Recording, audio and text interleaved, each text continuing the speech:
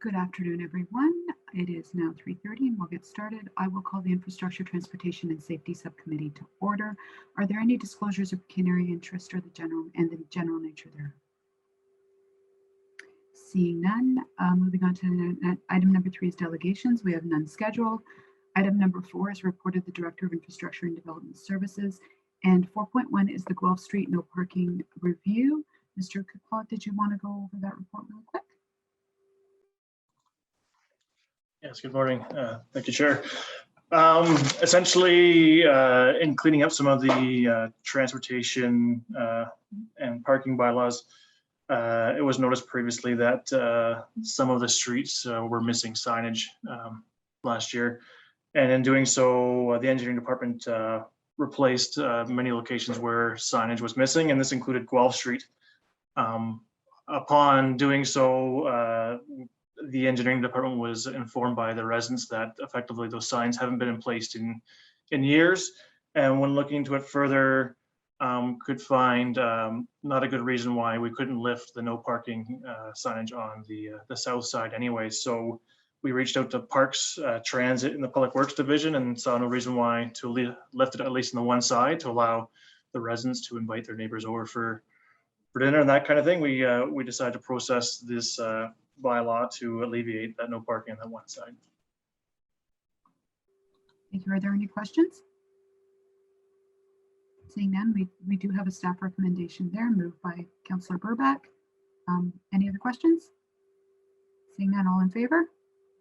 Opposed, if any, and that's carried. Thank you. So the next item is item 4.2, which is the Stratford landfill public input invited June 2021. And I believe that's Mr. Krinkle again. Yes, thank you. Through the chair. Essentially twice a year, we put out an invitation for comments from the public regarding the landfill operations as part of our environmental compliance. In this most recent invitation, we received only one comment, and their concern was the asphalt condition within the actual landfill itself was in poor condition. And essentially that's the only comment we received. Okay, are there any questions on that report? Seeing none, there is a staff recommendation there moved by Councillor Ingram. Any other comments? Seeing none, all in favor? Opposed, if any, and that's carried. Thank you. So then item number 5 is report of the manager of planning, and 5.1 is the Durkin Street renaming request. And who would like to speak to that? Oh, Ms. Bridge, are you here? Perfect. I am, through you, Madam Chair. So you have before you this afternoon a report that's outlining a request from Invest Stratford to rename Durkin Street to Wright Boulevard. As you may be aware, Durkin Street was created when the second phase of the Wright Business Park was developed in 2009, and it connects Wright Boulevard to line 29. Invest Stratford has advised that Durkin Street, due to its length and the lack of a formalized intersection where it meets Wright Boulevard, causes confusion for deliveries and customers who are accessing the business park via line 29. And as a result, they've requested to rename that segment of Durkin Street from Durkin to Wright Boulevard. The city's municipal addressing bylaw requires the approval of council for the renaming of a public street. And it also requires the city to issue a notice of intent to consider adopting the bylaw. Okay, are there any questions? Seeing none, we do have a staff recommendation moved by Councillor Gaffney. Any other comments? If not, all in favor? Opposed, if any, and that's carried. Thank you. So item number 6 is report of the city clerk, and 6.1 is adoption of the City of Stratford's Facility Accessibility Design Manual 2021. And Ms. Defoe, would you like to speak to that? Through the chair, yes. Can you hear me okay? Wonderful, thank you. So as outlined in the report, back in 2018, in consultation with the Accessibility Advisory Committee, staff began work on a new facility accessibility design manual for the City of Stratford. And I will note we did use a consultant to create the actual manual. The Facility Accessibility Design Manual addresses accessibility requirements for the design and construction of new facilities, as well as retrofit, alteration, or additions to existing facilities owned, leased, or operated by the City of Stratford. This new manual will replace existing guidelines that were adopted back in 2004. As noted, it is only applicable to city facilities. However, its use is encouraged throughout the community, and the standards apply to items such as washroom facilities, parking spaces, drinking fountains, and so on. The Accessibility Advisory Committee has reviewed and requested adoption of the manual, and I am here requesting Council's adoption of the manual, and I'm available to answer any questions that you may have. Thank you. Any comments or questions on the manual? Councilor Burback? Thank you. Yeah, it looks really good. I was just curious about whether we know how much of our facility or how many of our facilities or what percentage are compliant to something like this already, or are we planning to go through and kind of have a, once this is adopted, if it is, that we would go through and sort of see how we're doing and what needs fixing?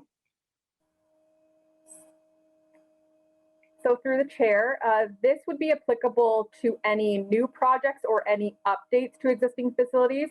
We wouldn't go back and make amendments. The facilities that we currently have should be applicable to the 2004 standards. But if we were to make any improvements, they would need to comply with this new manual once adopted. Okay, thank you. So if there was a deficit somewhere, then someone would have to point that out and say, can we upgrade that particular facility to meet the new standards? Through the chair, yes, that's my understanding. Okay, thank you. Any other comments or questions?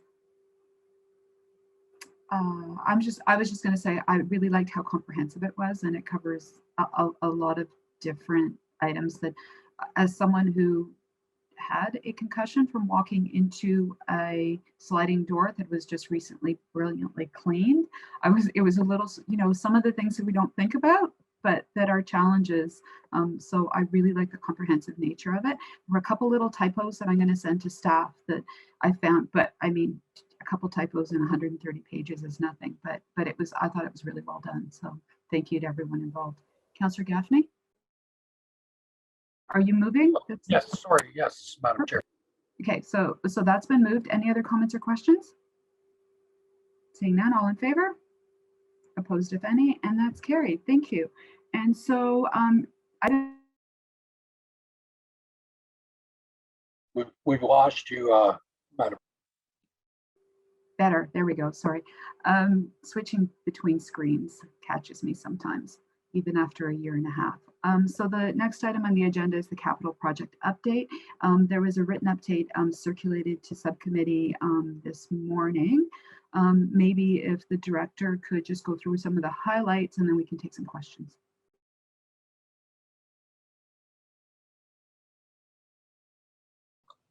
Thank you, and through the chair. So looking into some highlights, the engineering department is looking at getting some help from a consulting firm to help get a couple of our outstanding larger projects at the door, mainly just referring to the transportation master plan. So we're looking to help find ways to get that out the door so we can get that started. Redford Crescent, we're at the point now where we're stepping in a bit, and we've hired a contractor to do some of the lawn or grass cutting or weed cutting work for that street, because it's getting to a point we can't ignore it. We're having several tenders nearing closure, that being the Cedar Street culvert, larger sidewalk replacements, and the Queen Street trunk sewer, which is still out for tender. TJ Dolan, phase 1 design is done, but phase 2 design is still being finalized. So we'll hopefully get that out to tender shortly. Concrete and asphalt restoration are year-to-year contracts well underway. Our building and planning department is still quite busy with a record number of permits and applications. The water department's working on a valve maintenance program. So if you see them out on the roads turning valves, please drive safe. Recently, the wastewater pollution control plant did have some wet weather events recently due to the heavy rains that we received this weekend. And finally, I'll mention that the Public Works made some good headway with our crosswalks and boardwalks painting recently, but the wet weather did deter that for the last week or so, but they plan to get that re-going shortly. Any questions? Are there any questions on the report? Councillor Burbeck? I don't have any questions, but I just wanted to mention that I really appreciated the lines being painted on the bridge, the Huron Street Bridge. That was something that we talked about at council a little while ago, and it really does make a difference as a cyclist that we would narrow those lanes a little bit. So thank you for doing that. It's appreciated. Any other comments or questions?